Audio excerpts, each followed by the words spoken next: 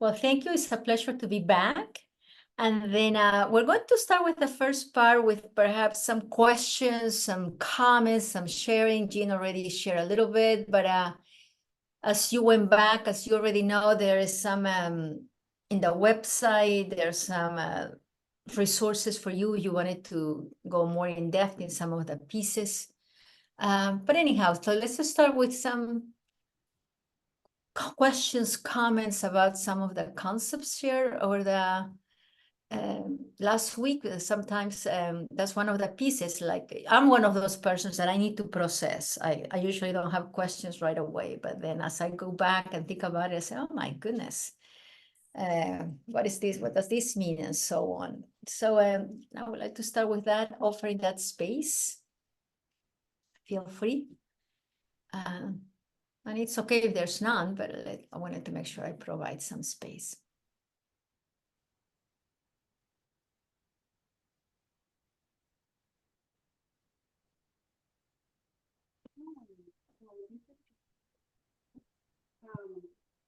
Last session, we were talking about... No,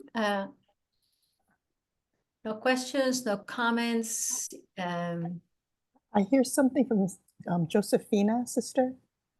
Oh, okay. Josefina? Josefina. Yes. Can you hear me? Yeah. You're very faint, Josefina. Yeah, yeah, Canada. I think Josefina is the only one with her mic. Josefina, you could put it in the chat if the mic is not working. Okay. Technology.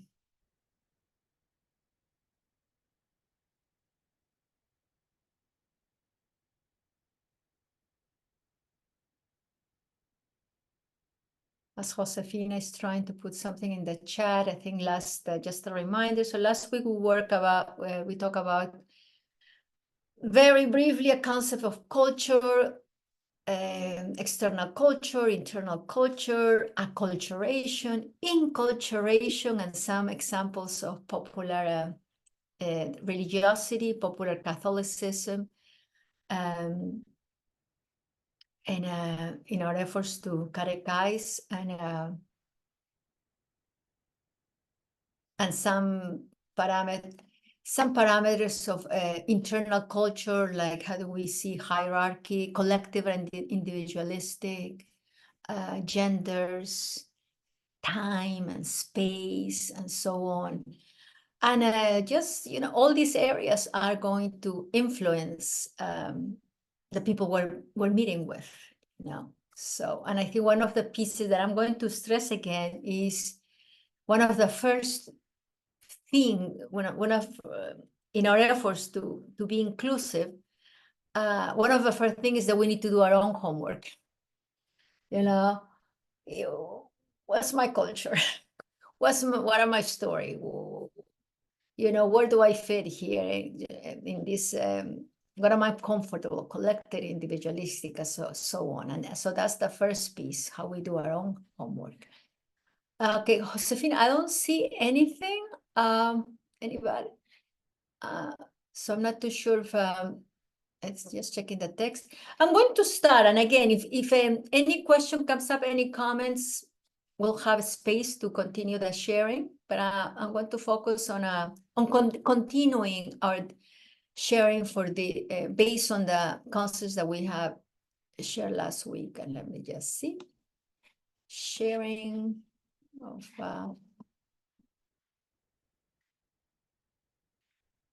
so for today,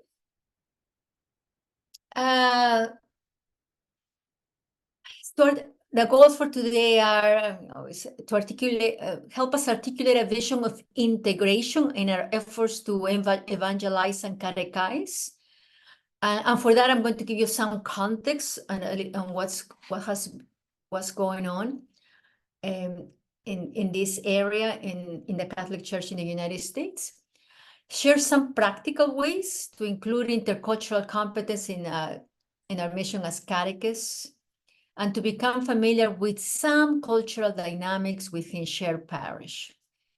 So that's 3 goals for today. So let's start with a vision about, and this will be, this can be applied to any aspects of our ministry, but we're going to focus on that part of catechesis. So you have there in front of you 4 images. Now, hopefully you are, but if you're not, for many decades, the image of the melting pot, has been the concept that many of us use or perhaps have heard about. How do we articulate the reality of the society in the United States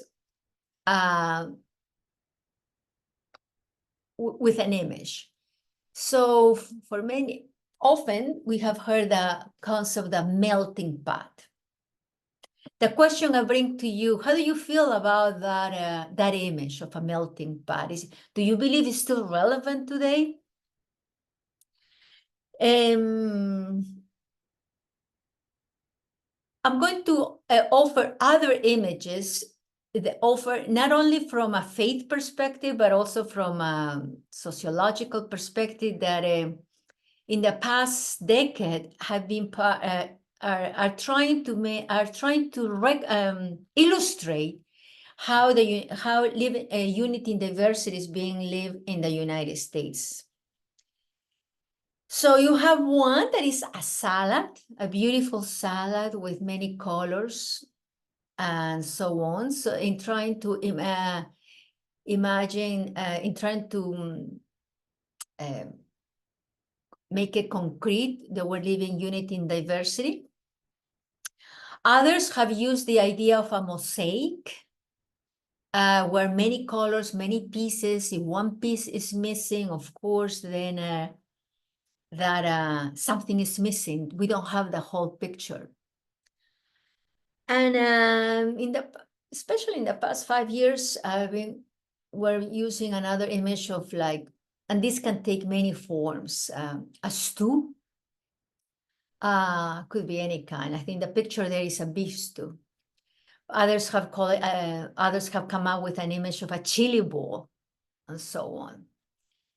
So with these images, living unity and diversity, and just being aware that every image doesn't always portray the whole reality of this complexity in our church and in society of our diversity. I invite you to, which one do you think, okay, which one do you think expresses the reality of living the unity in diversity? And you may think that perhaps the melting pot continues to be the reality of our unity in diversity. So anyhow, any thoughts? I invite you to either put them in the chat. Oh, okay, that's the full screen. Okay. Thanks, I just saw a message. Okay, and I'll make sure I make my screen larger the next time I share it. But before I go back, come on.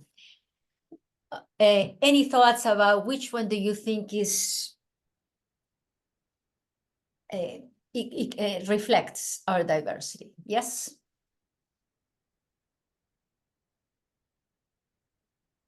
Jean?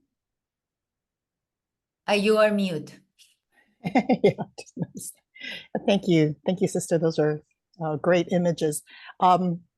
Yes, I agree that in the past we've used the melting pot, and now I guess the stew or the salad more.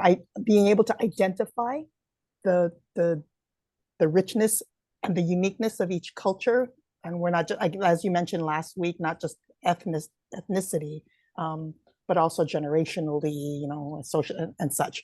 So there is more of an acknowledgement of the unique gifts that we all bring.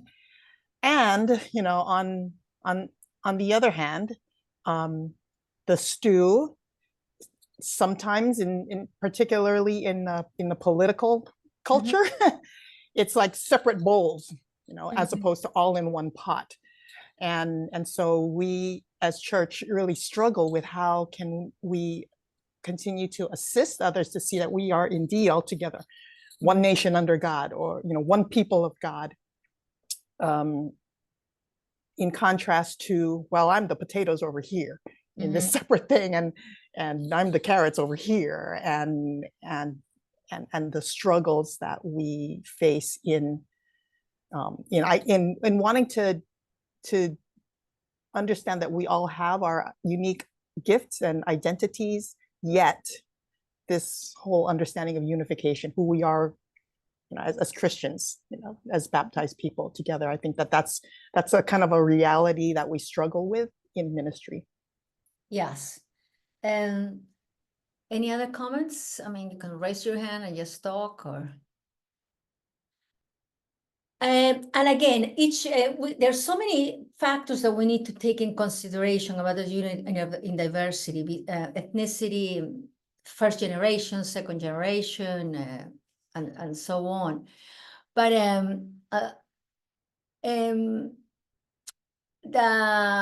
we need an image. Now we're going from a faith perspective that reflects that in our encounter. Now we're going back to Pope Francis with a culture of encounter. In our encounter, in our diversity, this is an opportunity to be enriched with one another.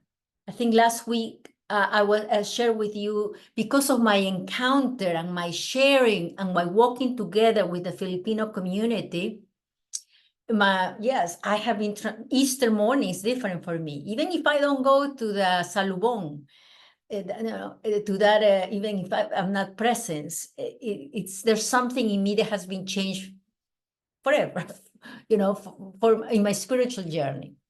So, because of that encounter, so we need an image that we are being transformed because of living our unity in diversity. And on that note, the salad bowl. And again, if you really go and do some little research and all that, yes, it's beautiful. But as when I work on this piece, I always remind people what would be the weakness of the salad bowl. What happens if I don't like onions? I take the onions out. Well, you know, in this unity and diversity, I don't like, I don't know, the purple group. So I'm just going to ignore the purple group. So that would be like the limitation, as beautiful as a salad bowl could be. And a mosaic, yes, one piece is missing, and yes, what happened, we're not complete.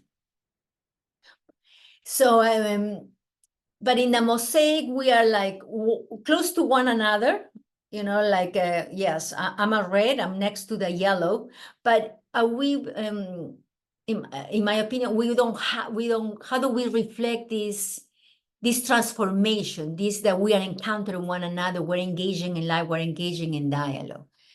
And again, please keep in mind these images, because I'll just give you an example now.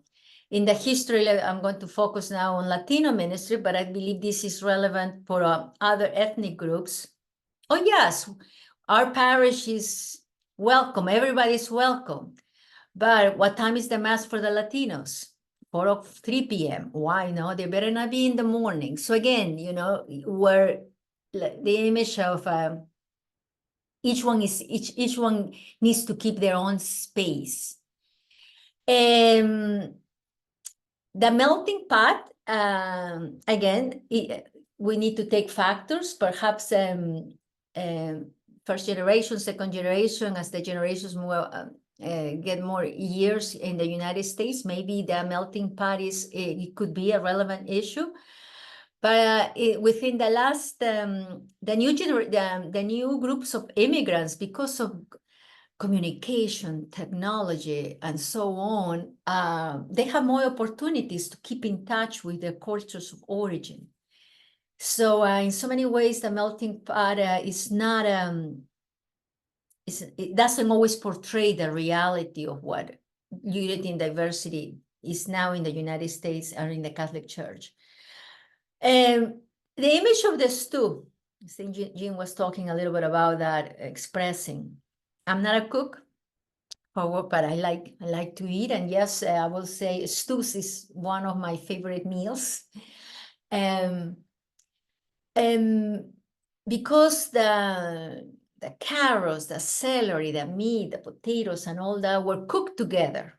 You know, if you want to put that image in the culture of encounter, they have walked together, accompanied together. In that process, there has been a transformation. Like, it's true that carrot, you can still distinguish the carrot for what a carrot is supposed to look, but in some ways it's not the same because it has been cooked with the celery, the garlic, and so on. It has been transformed. It has been changed. The same with the meat and so on. So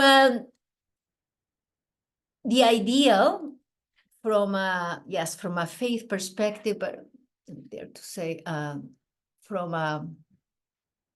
in our society, how can we encourage, especially in our ministry, an image that is that it manifests mutual transformation? Okay, now let me just do my presentation from here. Okay, that works better. Okay.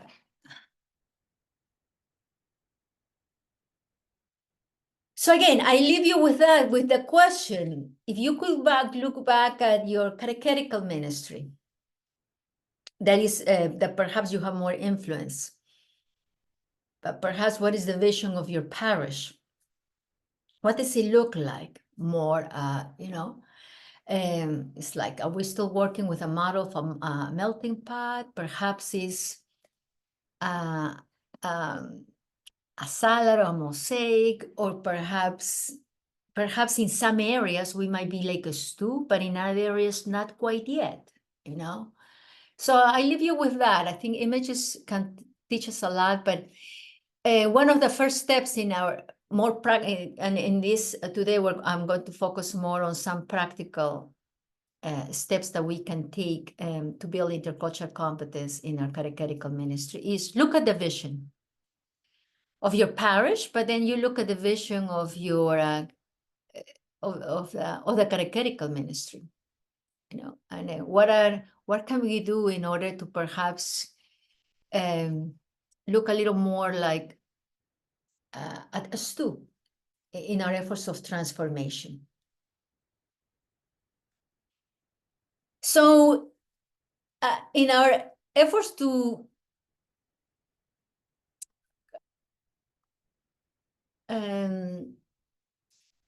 start this building intercultural competence, first of all, is how much aware, what's your awareness of the diversity within your parish, within your catechetical program? But I even invite you to go even further, of your geographical area. We'll talk a little more when we get to a shared parish. Perhaps are we focusing so much on the people that are coming? But when you look at your geographical areas, oh my goodness, like the restaurants that are in the area, there are so many Vietnamese restaurants. I wonder if there is some, how can we invite some of this population there? So addressing the diversity, not only in our ministry and our parish, but even go beyond. What's going on in your geographical area? And developing cultural sensitivity. Last week, I think I focused on that, but what are some of the ways that perhaps you can integrate some of these concepts with your catechis in your curriculum and so on within your faith formation or catechetical formation of those that are working with you. How are we celebrating and appreciating diversity? And again, I'm focusing here on ethnicity. And again, I'll tell you, often, not always, often, the school system is not doing this. Families, and again, families of the same children from the cultural diverse background, they're not doing it. Sometimes they're so overwhelmed with work and so on. So whose job or whose responsibility is to celebrate this cultural diversity, even as we see further, is affirm the cultural awareness of the students, of the young people, of the adults, even the adults. And we couldn't talk about intercultural competence without addressing the reality of racism prejudice. And how are we providing a safe environment to talk about this issue? I mean, we are bombarded with events regarding racism, prejudice, discrimination through the media and so on. So where are we talking about it? Where are we addressing some of these issues? So this is one way perhaps to start looking at what's going on in the structure of our catechetical program in regard to these themes. So let's start with this piece of with this theme of racism and prejudice. It's not easy to talk about this racism, discrimination, prejudice, and so on. And perhaps unconsciously, now you remember last week, that iceberg, that culture, external and internal, and racism, biases, discrimination, all those are part of the internal culture. Often, very often, they're very unconscious. There are biases. And remember, we judge everything through our cultural eyes. You didn't get to, through our cultural eyes, but there's a term to do that, it's our ethnocentric eyes. And that's not good, that's not bad, that's just the way it is. As I was saying to you, I thought everybody was comfortable with that I embrace them and I give them a kiss on the cheek. But no, I found out the hard way. No, they're not comfortable. I was making a judgment because from my own cultural experience. So yes, it's true. This is not a topic that is a table conversation, a lunch conversation. But we need to go against that the rule that perhaps unconsciously society is giving, or we don't need to talk about it. We cannot talk about it. And go the opposite way. We must talk about race. We ought to express our feelings about race, and we should trust our own efforts to express the reality of racism to guide our journey. And again, I'm giving you some examples. I do an exercise with the young people I work with, and I know they're not at a catechetical level, but yeah, not easy. But once we start talking, it's an exercise that brings a lot of self-reflection. One of the ways that often racism, discrimination, biases is manifested it's through these 5 areas. Again, these are just some ways. I just want to give you some tools. Generalization, and here I really do my best trying to say often, sometimes, in general, in order not to make, oh no, all Latinos are always late. No, some Latinos very often are late, but not all Latinos. So it helps us also with our vocabulary, both to catch ourselves, but also to recognize some of the situations in which both children, young adults, or even adults can be facing. So how, let's be careful with our generalizations. And instead of saying sometimes, often, use those kind of words. Demonic. Oh, yes, thank you. Let's see. Yes. Sister, I had a question about that, or more like a comment, Sure, in sure. that what you had mentioned a few moments ago about this being a highly relational, we have to be highly relational in our approach to these really great issues that you're presenting to us. As an example, as you were talking, I was thinking about my pastor, who is marvelous. We love him.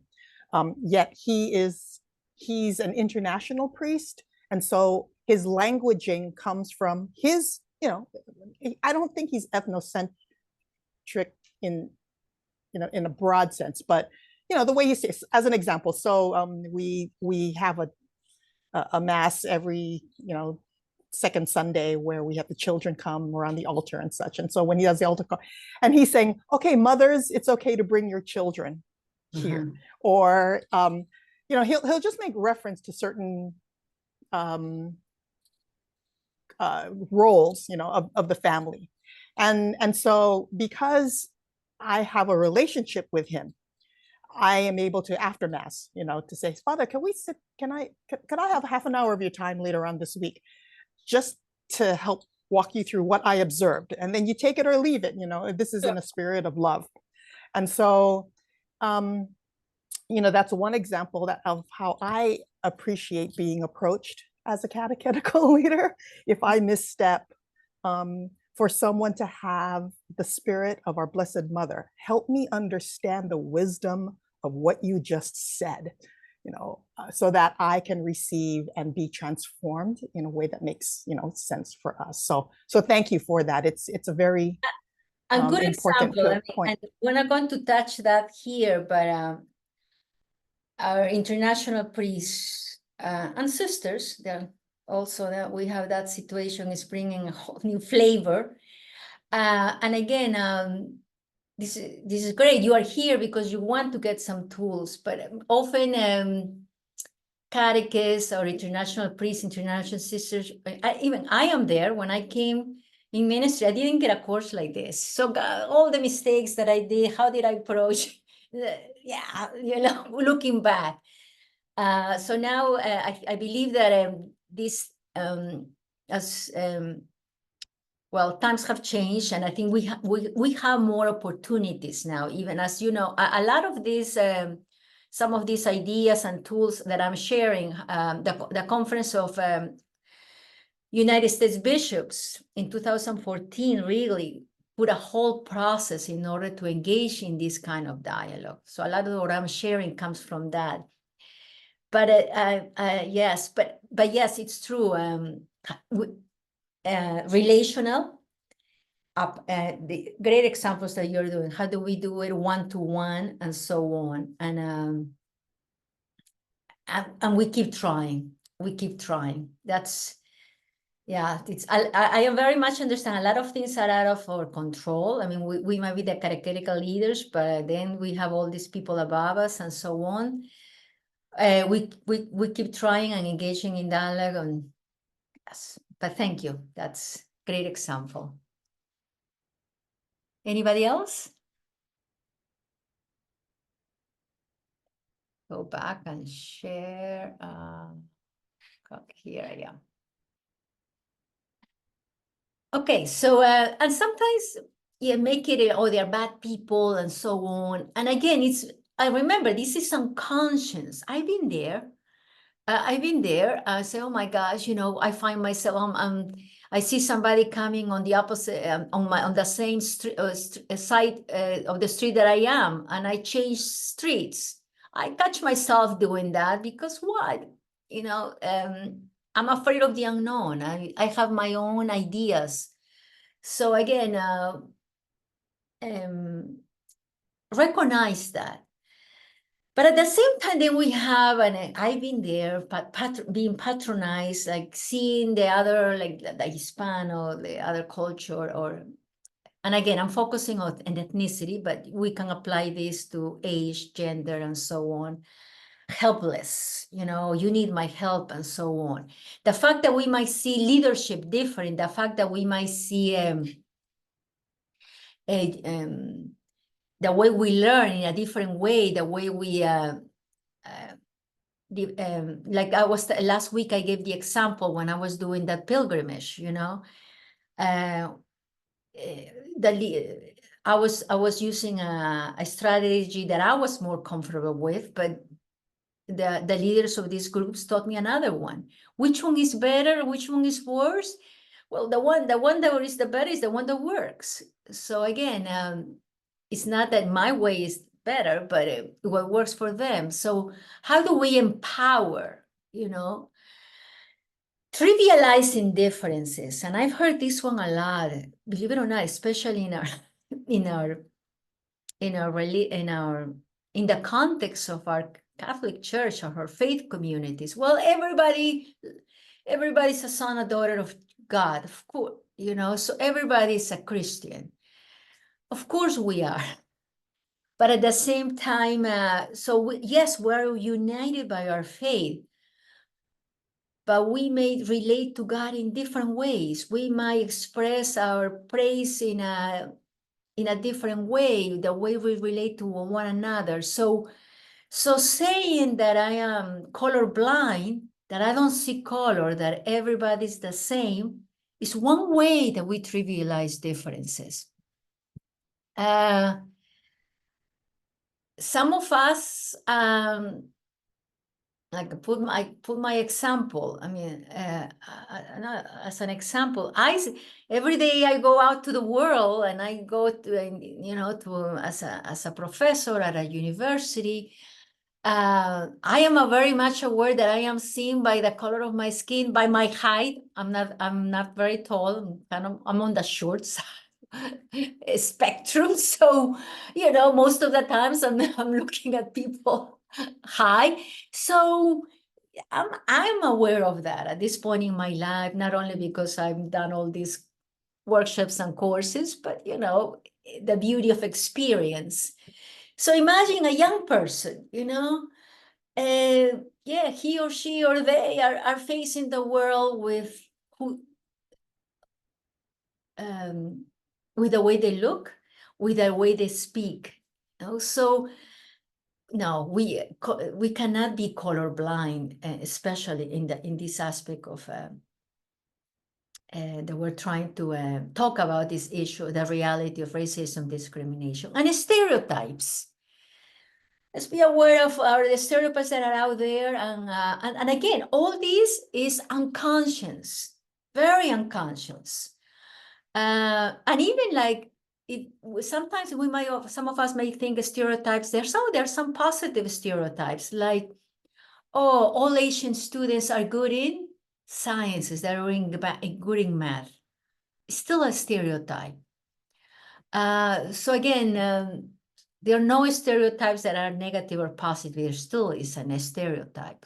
So how are we identifying those our own stereotypes? And I'll tell you a little story, perhaps, so you get an idea of when I do this part, I always say,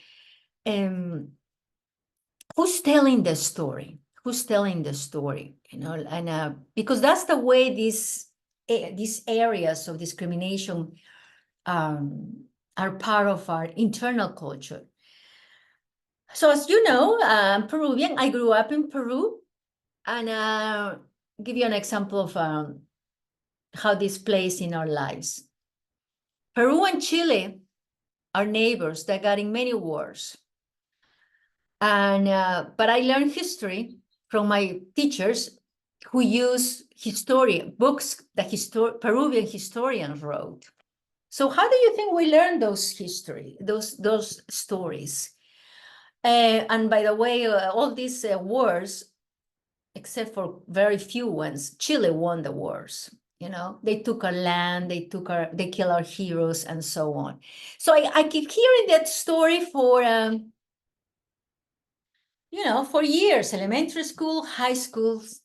The Chileans did this, the Chileans did that, da, da, da, da, da. At some point in my life, I had to say, oh my gosh, these Chileans, I really didn't realize how deep inside it was until I came to the States, actually. And I was on a board where we were trying to hire somebody to do actually youth ministry. I was working at a diocesan level. And as I was reviewing the resumes, I saw this resume and it said, Chilean University. I was a Chilean woman. Oh, I recognized right away. I couldn't even read the whole paper. Say, Ruth, I had to be honest and recognize I don't like people from Chile. At least I don't like this resume. But and of course, I do have a great friend that is from Chile, and we have engaged in this dialogue and we talk about it. But that was, I wonder how the same story was told in Chile. Well, those how these events of our wars were learned in Chile. So of course, things like that happen. Of course, in this case where I share with the board this group of people. I might not be able to be as neutral with this person, but I do want to share. This is our little Chileans and Peruvians. We have our little histories there. So again, I believe that that's how we can. We need to do our own homework in this area of biases. So it's very human to have them. They're just there because of our socialization, our histories, and so on. So in our efforts to try to engage in this dialogue, how do we? I need to recognize what are my fears when speaking about race, racism, discrimination. What are the areas that I really don't know about it, that get on the way? And perhaps, are there any feelings of guilt when talking about race, racism, or discrimination? So again, how am I doing my own homework? Because in the measure that I can articulate that, I can take steps toward that. Like, again, the example that I just gave you. As soon as I recognize my emotion, my physical reaction, in this case to this resume, I didn't even know the person, I can take steps. Okay, I'm going to talk to the group. Of course, we're going to listen, but that helps me to engage, in this case, address some of my own biases, my own issues. But again, this is a reality that is going on in our country and also within our own church. And the people that we're working with, our own catechists, the young people, how are we trying to address these issues and providing a safe space for them to share? Because unfortunately, in many schools now, you and I are aware of bills and what can be said, what cannot be said, where families also might not feel comfortable. So what are we doing on this regard? About this topic. So let's just continue with some of our practical things of how do we implement intercultural competence in our in our ministry. Looking at our curriculum, and I believe, and again, probably you do have more experience on this part, but I believe now publication companies, they're really trying on efforts to be include more diversity in with the saints, with prayerful ways and so on. I think a lot has been done in the past 10 years, and I do have to give credit to that, to the efforts that the conference of the UCCB bishops have done with this program of building intercultural competence since 2014. So that's what I say. Those of us who are do our own homework. We do need to do our homework, and not only those of us who are coming from your American perspective, but I have to do my own homework too, because I want to be inclusive of other perspectives. And what are we doing in order to get out from the iceberg, the cultural iceberg? Remember, external, internal. It is comfortable to be in my own iceberg, but so once in a while, how am I, am I attending perhaps the mass in Vietnamese, the mass in the liturgy in Indonesian? I'm just thinking of I have a parish in mind with all these groups. What does it feel like in this case to have another experience of liturgy? And be informed about what are the issues that are very relevant to certain cultural groups, especially the ones that you're working with. Again, I have a parish in mind as I develop these areas. For instance, in this parish, for the Indonesian community and the Latino community, of course, immigration is going to be a reality that is always in their mind, for work, for planning trips, and so on. Last week, shared the relevance, the importance of popular devotions, popular practices from the various groups. How are we integrating quinceañeras, salubong, simbangabi, or posadas, among others? If you have African communities, both in the wider liturgy, but specifically in the catechetical ministry. So once in a while, what do we let's experience? What does it mean to be the other in the group? And the other because of age, because of ethnicity, because of language, just to give us a taste. There's no way we can, it's not a matter of language. Of course, language helps. When I used to work at a diocese level with cultural diversity, there were like 10 cultural ethnic groups. Of course, I don't speak Korean and Chinese and so on, but at least I try to learn thank you in the various languages, something. But it goes beyond language. And it's amazing. They're bilingual leaders. And it's amazing. I discovered people want to tell you their stories. When I used to work with the Hungarian groups, they wanted to tell me all about the political reasons why they have to leave their countries. And I learned so much about them. So we don't have to do it all, but how are we inviting those, engaging those leaders of the various cultural groups to help us integrate these pieces? I think I said that about popular religiosity.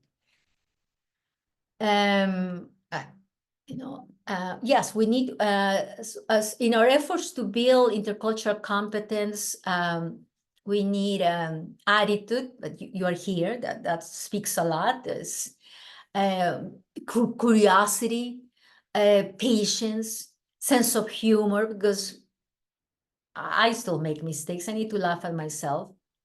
And yes, we need to do some skills. As last week we presented some, how do I, the ways that we communicate. Perhaps we need to be, offer more opportunities for people that, to take more time to process thoughts.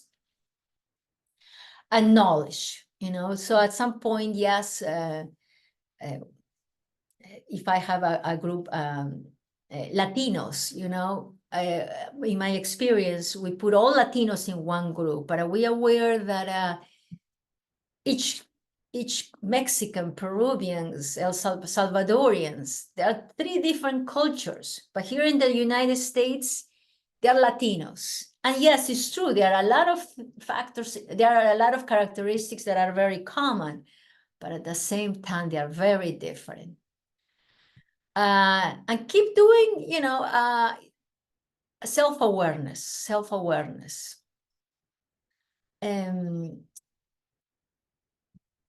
As I was saying before, I say it again, I believe within a faith perspective is one of our missions is to promote, to affirm, and to help, especially the young, articulate a sense of cultural identity. Yes, because I'll tell you, families are not always doing it, and in society, it's getting harder and harder to find a place to do this. Our methodologies, for some of us that are more comfortable with a relational perspective, so and probably you are aware of all this, variety of methods, flexibility, audio, visual, media to enhance, how are we enhancing interpersonal communications? And yes, I'm aware this is more work. Yes, this is more work.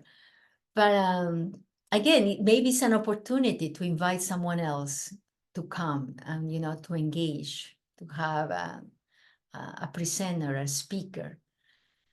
And just also be aware that often, and then depending on the context, that's why it's so important that you know what is your diversity in your parish, in your ministry.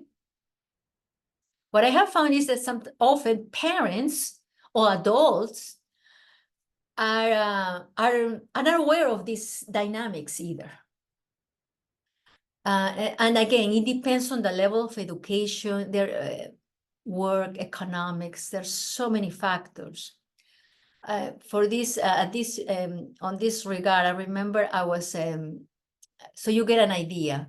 I was invited to give a presentation, some thoughts about Our Lady of Guadalupe in Spanish in a parish for a group of mostly Mexicans, adults.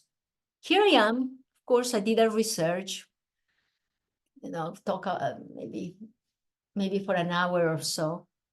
And at the end of a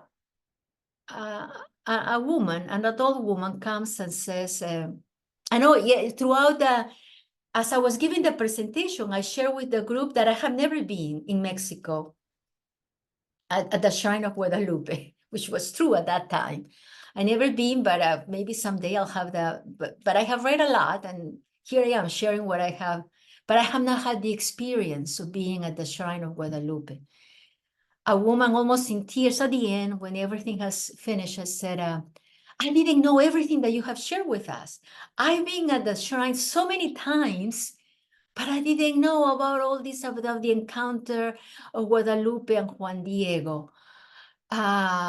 So, wow, for me, it was such an experience. Eventually, after that, I've been blessed to be to have the experience twice of being at the Shrine of Guadalupe.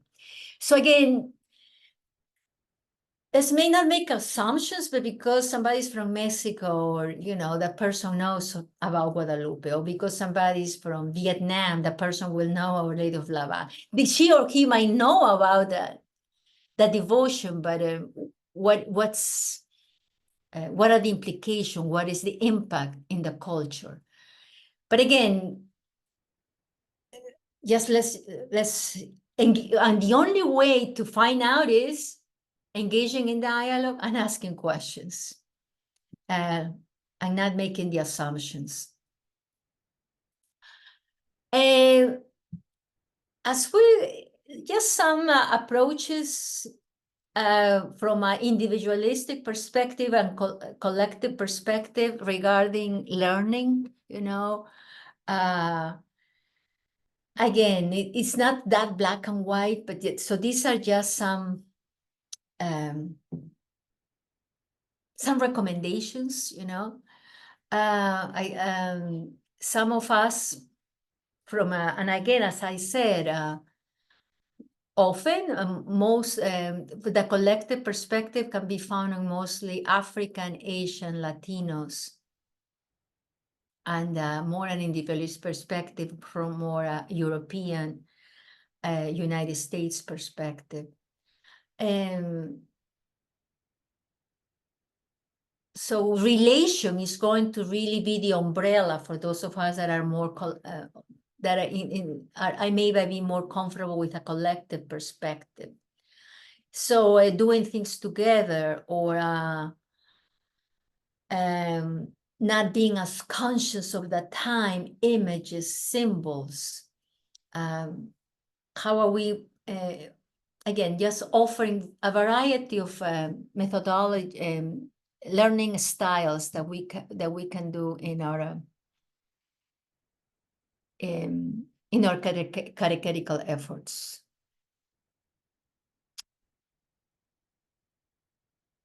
And I think I said that, but how are we, the stories that we are doing? I think our books are doing a much, and are trying to include all those stories. But again, and saints, as I always give these examples of saints, especially for November 1st and so on. What are the saints that we are projecting, that we are promoting?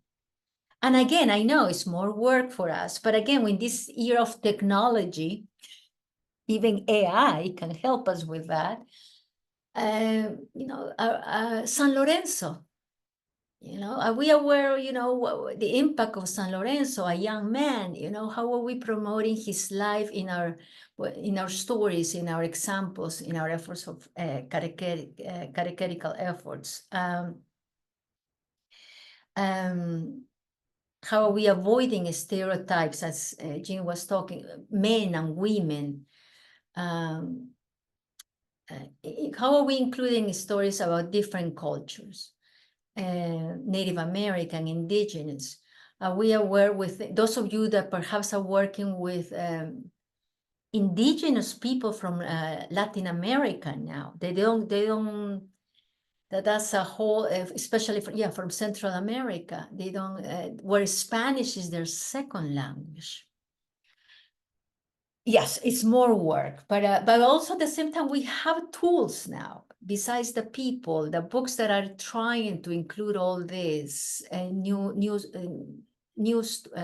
new, because they've been there, including these stories that have been there.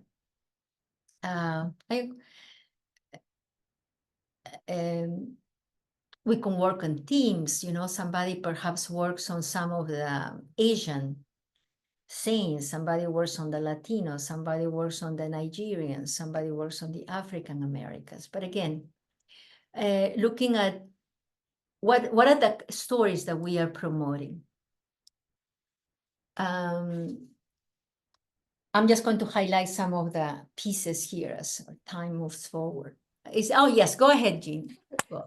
I apologize to the group. No, I'm always butting in. But no, that's good. So, no, that's good. Yeah. I thank you, sister. I also wanted to sort of offer this notion that when I encounter our brothers and sisters in Christ who are of European descent, or the generations here in America, and it breaks my heart when they say to me, Jane, I don't have a culture. And I said, of course you do. Of course you do. And together we identified, because it almost seems like in the past 20 years or so, if your family has beautifully lived for generations here in America, in the United States, that you kind of have to like apologize for that. And there's the richness and the beauty of who we are as Americans. We're grateful for the freedom, for this democracy, and for everything that all of these generations have built and supported and given their lives for. And so the conversation sometimes is where I may say something and I'm going to try my best, but I can only speak from my experience. And so in relationship, again, you know that if I say something, you understand what I mean, right? So as an example, sister, because we're knee deep in this directory for catechesis and other writings of the church. And the church still selects the masculine version, right, of he or him, and these references when talking about the people of God. And here in the United States, that sort of brings to mind some, oh, you're being exclusive. But it translated into other languages around the world, that form of the masculine form makes sense because that's how it's translated. And so we have to also sort of step back from our initial gut reaction to what we hear in relationship, to lovingly ask ourselves, okay, again, I'm coming from a Marian approach. Help me understand these words that you just said, so that together in this encounter and continual accompaniment, we can come to learn more and appreciate each other. So I think that's, and I had mentioned in the chat that this cancel culture is what for many catechists, that's the fear. Like, I don't want to say anything because I'm afraid that if I misspeak, then all of these consequences, which in relationship, it is a little bit easier to maneuver through the society that exists, as opposed to always being afraid of speaking because of how I might come across or what I might say. So thank you.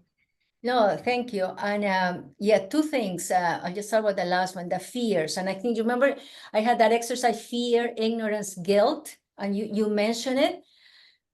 First, we do it ourselves, number one. And again, I'm not saying do this with your little kids, but in some ways, at some point, there's a lot of this guilt. I do this exercise with the young people I work, and which my audience is mostly white. But again, this relation at this point, it's not the first thing that I do when I don't know them. That's why the time and so on, that's what in an environment of trust, how do we engage in this dialogue? And the other piece, thanks for bringing it up again, like, I don't have a culture. Again, my audience, the young people are mostly white. No, I don't have a culture. Even though I have explained everything was culture and so on. But that's, but then perhaps don't focus on the ethnicity. Focus on the other piece. But what I have, it's that's what I say. How are we affirming cultural awareness, not only for our non-white students or non-Euro-Americans, but for all of them? And it's and I encourage you, if you do an exercise that I presented last week, my cultural self, it's amazing. Like it surprises how much diversity we have in our class. In my case, was a classroom. And because people realize, again, make it concrete, people realize what about, I didn't realize we have people from California. And I know my situation, my context is different, but within your own parish, you'll be surprised, and it gives us occasion to celebrate. But again, it's very common. I don't have a culture, or the United States doesn't have a culture. No, but again, that's why how are we affirming not only like everybody that is this cultural identity? So now, Yes, thanks for that question. And as opposed to face, standing shoulder to shoulder facing Christ. Mhm. As leaders, if we can continually be mindful of our posture, both figuratively together as children of God in our baptism, we're shoulder to shoulder facing the same direction. We're all on the same side of the rope here, and so and that's where, and I'm preaching to the choir here, our conversations find the beautiful and essential core commonality, in our baptism. And when we can come from that attitude of how we all beautifully contribute a lived experience in our sacramentality, that's where the relationships can build and we can find common ground. Thank you. Yeah, let's see. Okay, share. Okay, I think we had this. Now, just some thoughts about a shared parish. All right, and the fact that you're here, maybe you have a shared parish. Most probably, my guess would be. I volunteer at a shared parish where there is ministry in Vietnamese, Indonesian, Spanish.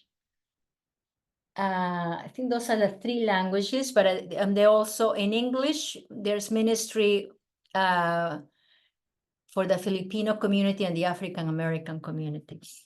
So 5 groups there. But just a little of context.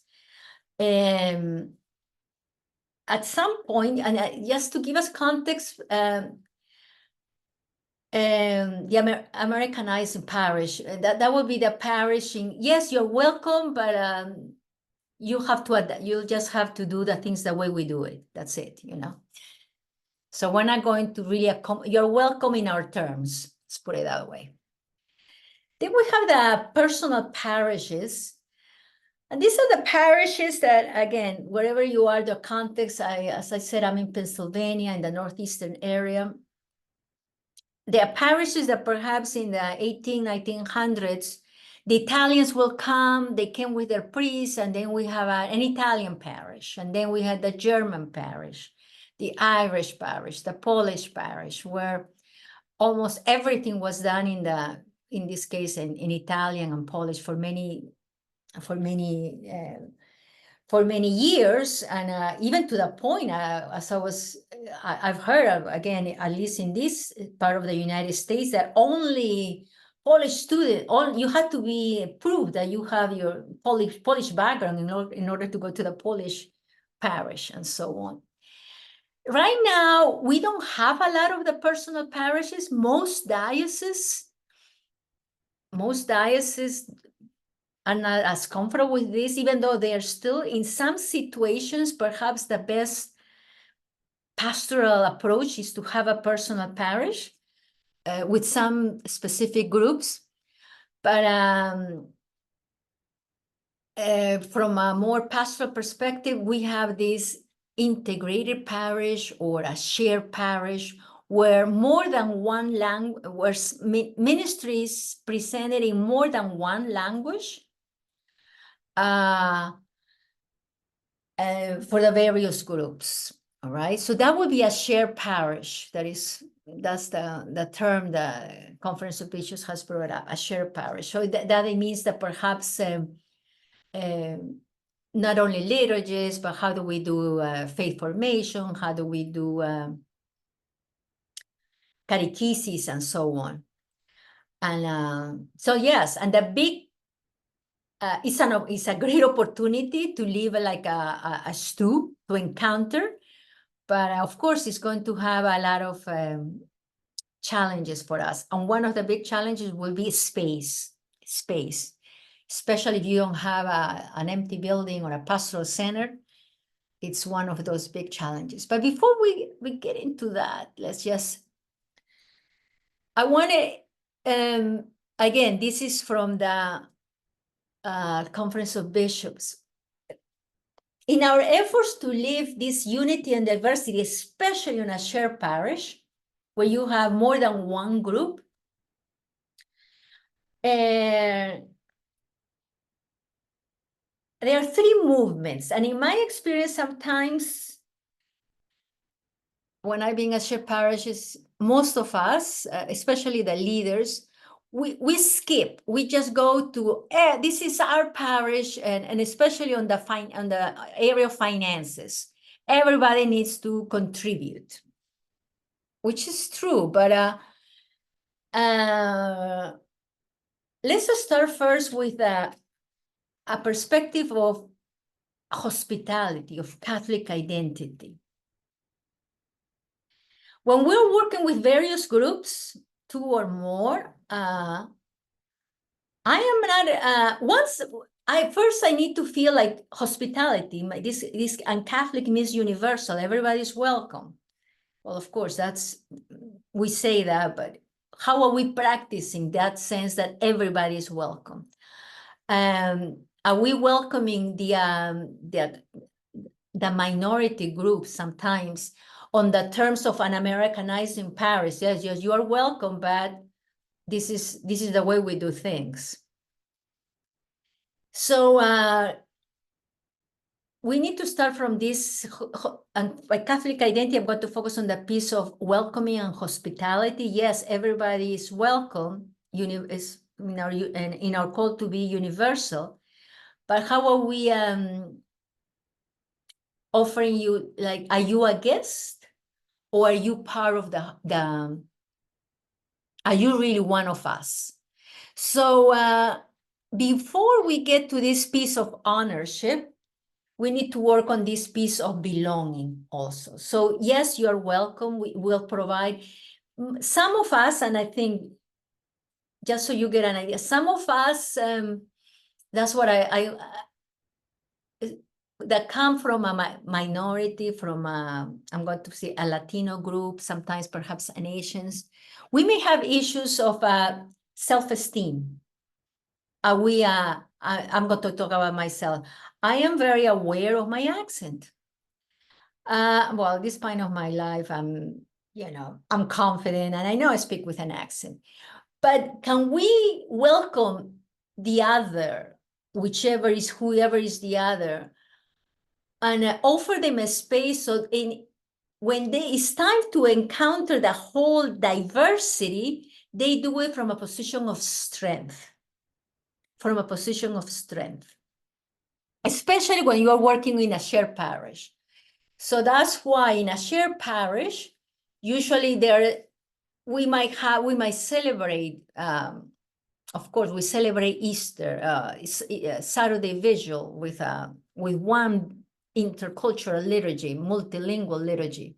But at the same time, we have those spaces for the Vietnamese to have their own Lunar New Year, in Vietnamese with their own food and so on, where they don't have to worry about if they touch or don't touch somebody else. So in this, and again, I'm just giving you the highlights here. This is a little longer presentation, but I wanted to make sure I provide that for you. That in our efforts of hospitality, how are we providing space and opportunities for those minority groups to encounter the whole diversity from positions of strength? And as we grow in those positions of strength, we feel like, oh yes, I'm not a guest in this community. I'm not a guest in this catechetical program. I start saying, I belong. And eventually, yes, I realized, wow, this parish is home for me. So then I am going to invest my time, my treasure, and my talents. Again, because of urgency, sometimes we start with, okay, we need your talents, your treasure, your time, and so on. But I'm not at home yet. I'm still checking things out, and so on. So I invite you to this piece, perhaps within your own, within the Ministry of Catechesis. How are we doing with welcoming hospitality, giving that sense of belonging, that this is our ministry, our and eventually, and that is offering opportunities for ownership of the whole community.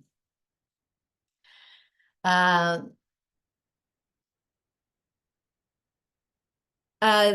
front of you, you have some, I guess, 6 stages of how do we build intercultural sensitivity. And I'm going to give an example of a parish. You can apply it to the ministry, perhaps. As I was saying before with the example I gave you, check when I ask you, are you aware of your geographical area? Not only of your parish, who is in your parish, but go beyond your geographical area, because could it be that perhaps you have there in the screen, like, my goodness, there are all these Haitian restaurants, there are Haitians around us, but it's interesting that the Haitians are coming to our liturgies, they're not coming to our catechetical program. So perhaps are we in denial of the diversity that is in your geographical area? And remember that a parish is responsible for the whole geographical area of that lives there, not only the Catholics, but the whole geographical area. I mean, and the pastor is responsible for all that. So that's what I say, awareness. Who is in a geographical area? Because once the awareness comes, then we can take initiative. How are we going to be missionary disciples and reach out to those groups that perhaps have not been invited, or they might be afraid of coming to the parish community? And again, defense from a parish perspective. Oh, we have no more, the pastor, let's assume that the pastor decides to, yes, we're going to be missionary disciples, we're going to reach out. I'll give you an idea. I know of a pastor that did this, and specifically for the Latinos in this case. He didn't speak Spanish, but he found some leaders who were bilingual. And he got some comments. Father, you're going to be open a can of worms, because we don't have any more space. We're going to need more people. We're going to need all the problems. Defense. This pastor went on and did a, people went out, gave out encounters, gave out information, in this case of inviting families to, specifically in this case was the catechetical faith formation. Again, are we minimizing? Again, this would be the Americanizing problem. They can participate if they want to. They're welcome, but they live in America. So they have to do it our way. So the first 3 are a little more defensive. In the last 3 stages, perhaps we're open, we're trying to do something, acceptance. And again, if you are in a shared parish, I've seen this. Okay, yes, we live more like a mosaic. That's what I was saying. The vision, your vision is very important. Oh yes, the Vietnamese can have the lower hall for the Lunar New Year, but they better leave things the way we left them. They better bring their own paper goods and so on. So there is some level of acceptance, but it still is like they and us, they and us. As we move into this building intercultural competence, perhaps we need to adapt.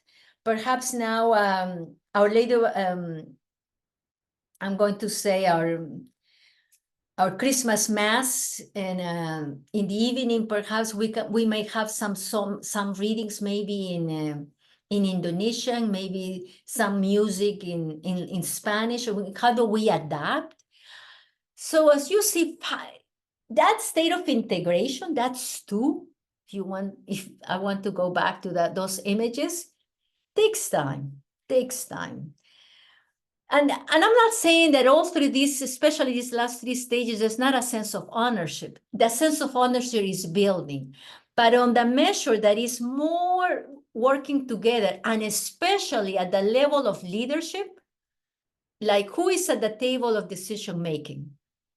And when I used to visit parishes, looking at the church bulletin, those parishes, the church bulletin, you can tell a lot by a church bulletin, and about especially at this level of integration. So just to give you that study, and this is on the sociological part of view, but it have been done. But how are we integrating those pieces in our both catechetical and evangelization efforts? I mean, value, where do you think your parish is there? So in this living unity in diversity, five principles to guide us. Again, be clear on the vision. If you go back, what's the vision of in this case, your catechetical program for catechists and so on. Enculturation, we worked on this one last week. Hosted the enculturation of the gospel in all cultures. And that includes the American culture, which of course there are areas that we need to affirm, and there are areas to purify. Plan with the people and not for the people. And that gives a sense of ownership, that I was saying, a sense of belonging. And then we evaluate together what worked, what didn't work. There's not, we're not blaming the pastor, we're not blaming the catechetical leader. Broaden your understanding of ministry, groups, programs, and cast a bigger net.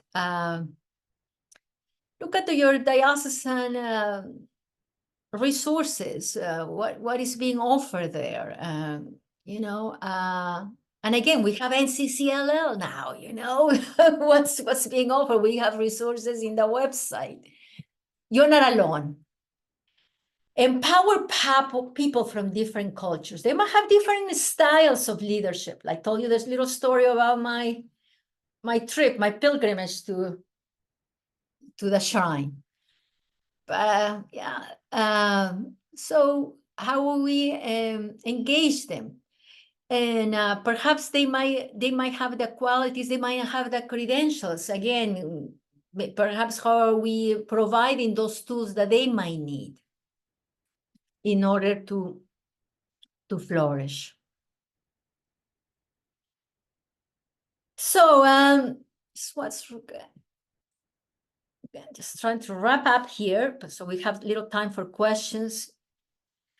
We've been asked to keep Pope Francis this is Pope John Paul II. Keep alive your culture, your language, the values and customs that have served you well in the past and which provide a solid foundation for the future. The Catholic faith can thrive in any culture. So I finished actually those pictures actually with some of the people I used to work with, and when I was working with diversity. Cultural diversity is not a threat to church unity, but actually it's an opportunity. The Holy Spirit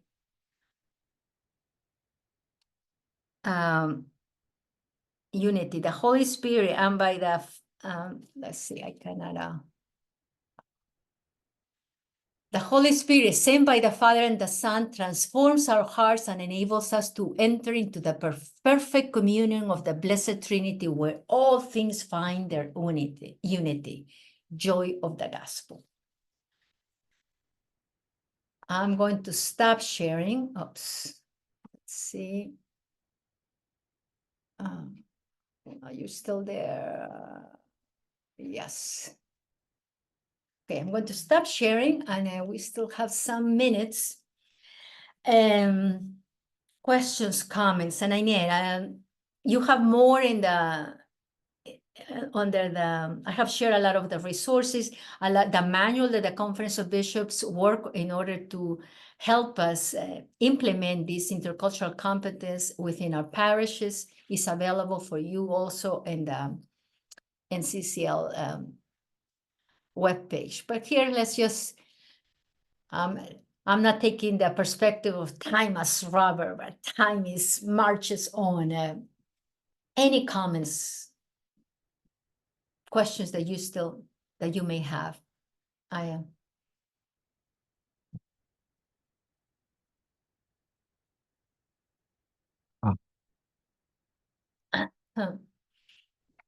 Was it helpful? What areas?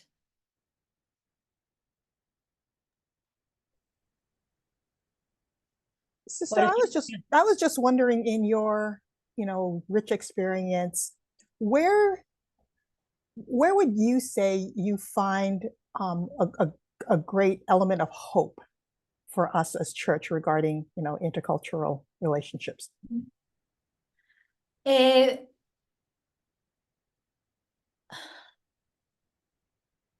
Well, first of all, we have the support of our bishops, our UCCB. As I said, that was awesome. When this initiative came out in 2000, finally it was published in 2014 and so on, and it's still there. It's still there. Now perhaps we have lost a little bit of the not enthusiasm, the initiative, but the enthusiasm is there. So I do find a lot of hope in, like, at a local level. Our UCCB bishops are supporting this. When you see it happen in parishes, and again, I've been blessed to witness those initiatives. It is happening. And again, it's too bad. I don't know where you're coming from, your geographies. It is happening all throughout the United States, but perhaps we're not being celebrating, we're not promoting. Sometimes, again, we focus so much on what is not working, all the problems that we have. And but I'll tell you, it is happening. These models of best practices, shared parishes, it is taking place, both, especially not especially, all throughout the United States. Even here in I live in the northeastern part of the United States. So I think that gives me hope. People like you, that you're coming here, you're a source of hope. You're not letting it just, we want to be part of the solution. It's a source of hope. I agree with you, sister. There's, I think for us as catechetical leaders, when we voice our joys and our concerns to our pastors, our bishop, and such, that there also is, what you're saying, an openness at the USCCB. As an example, here in Hawaii, Father Mike Carson, he's with the Native American subcommittee, and the question came up, which I thought was a very enlightened question, is how is the experience of the Native Hawaiians similar or different to that of the Native American, culture? That's a beautiful, enlightened question. So not treating all Native people as like the monolithic approach, as you mentioned. So I agree that when questions like that are at the forefront, that we're making progress in the way Christ desires for his people. And yet you mentioned that also. I have seen in many dioceses now, and again, I've seen and that's how of offices of what they have many names: cultural diversity, intercultural diversity, multicultural ministry, and so on. So I think there's an effort to be and the fact that the UCCB promoted is the same office of cultural diversity within the UCCB has been a model for many other dioceses in order to promote this. And that's how I started engaging in this ministry. As I was the director, one of these offices, that I had the privilege of studying the office. That was pretty awesome. So, so there's hope, you know, especially as we start the Jubilee year of hope. We need to promote that hope.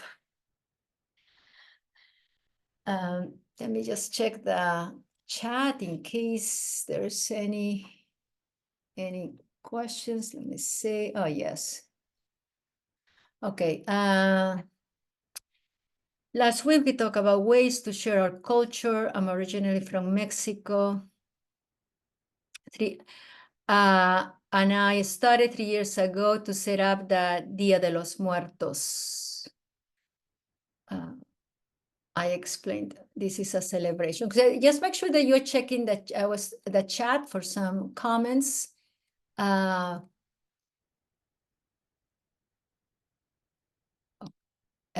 yeah, I don't see any other questions. Yes, and as I said last week, the Lunar New Year. That's a very exciting one also. If you have some any Asian, I work with Koreans, Chinese, Vietnamese.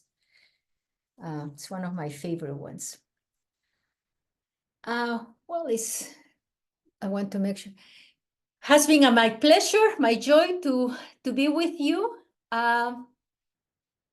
If I can be of any help, please, you have my contact information, or you can reach me always through NCCL. So thank you very much for your time and enthusiasm and zeal to be here. Sister Ruth, on behalf of all of us, thank you. That was terrific. A reminder to all of you, the video will be available tomorrow online, and the PowerPoint is there as well. So, Sister Ruth, thank you so much. We appreciate it. Okay, thanks a lot. Bye, everybody. Bye-bye.